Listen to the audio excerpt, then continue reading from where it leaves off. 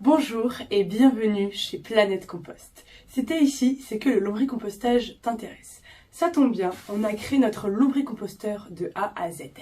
Le Magic Lombric, 100% français et 100% recyclé. Mais lorsqu'on se lance dans le lombricompostage, avoir un super lombricompost ne suffit pas pour que tout se passe parfaitement bien. C'est pourquoi on a décidé de te donner nos meilleurs lombriconseils. C'est parti. Lombriconseil numéro 1, faire preuve de patience. Au démarrage du lombricompostage, il faut être patient. Les vers s'installent doucement et au bout de 3 mois environ, ils se multiplient. C'est pour ça qu'il faut y aller tout doucement et leur laisser le temps de s'acclimater à leur nouvel habitat, votre Magic Lombric. À terme, ils mangent l'équivalent de leur poids par jour. C'est très vorace un ver de terre. Concrètement, vous pouvez observer si les biodéchets se dégradent ou non et en fonction, adapter la quantité de vos apports. Pour démarrer, on vous conseille d'apporter 3 poignées par semaine sur les 2 premiers mois. Lombriconseil numéro 2, le régime alimentaire de vos vers. C'est le secret d'un lombricompost de qualité. Pour les vers de terre, c'est plus facile de décomposer des petits morceaux. On vous conseille de couper vos apports en carrés d'1 centimètre. Ils ont besoin de manger équilibré. 50% de biodéchets. Je vous laisse faire pause sur la liste des ingrédients qu'on peut donner et ceux qu'il faut éviter. Il y a vraiment des ingrédients, je pensais pas qu'il fallait éviter. Par exemple, si vous voulez pas d'odeur, pas de viande et pas de poisson. On privilégie les légumes et les fruits. 50% de matière cartonnée. Et tout peut y passer, hein. Les rouleaux de papier toilette, les boîtes d'œufs, les tickets de caisse.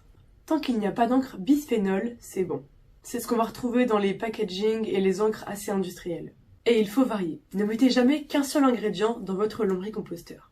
S'ils n'aiment pas, peut-être qu'ils en mourront.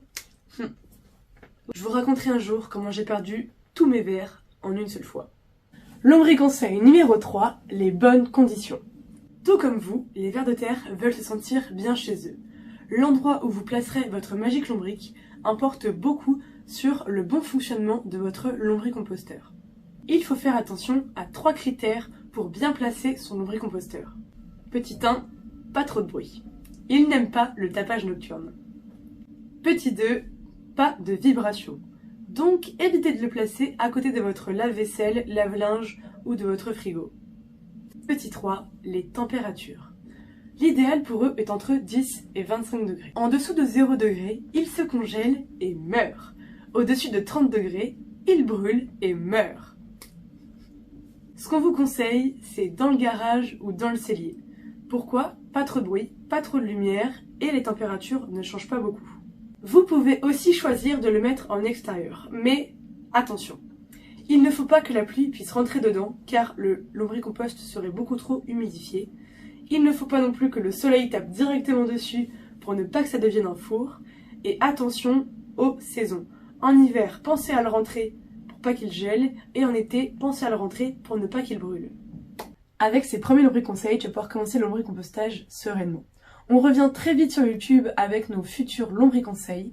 Et en attendant, si tu veux en savoir plus, tu peux nous suivre sur Instagram, TikTok et visiter la partie blog et FAQ de notre site internet www.planetecompost.fr. J'espère que cette vidéo t'a plu et je te dis à très bientôt pour nos prochains lombriconseils. Salut!